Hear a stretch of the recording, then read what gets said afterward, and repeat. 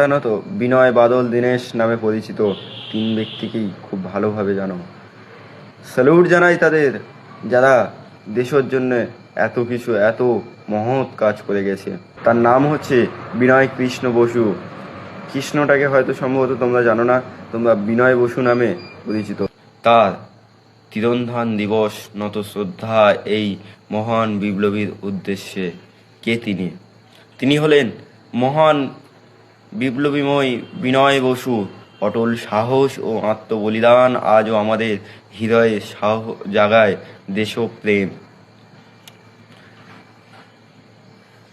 অগ্নিযুগের দীপ্তি প্রতীক বিনয় বসুর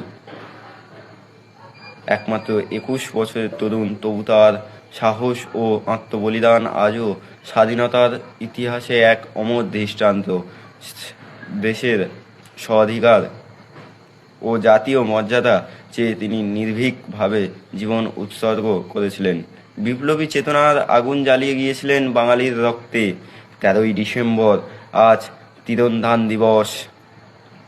আমরা স্মরণ করি সেই মহাবীরকে, যিনি মৃত্যুকে উপহাস করে স্বাধীনতার চেতনা আরও জাগিয়ে তুলেছিলেন।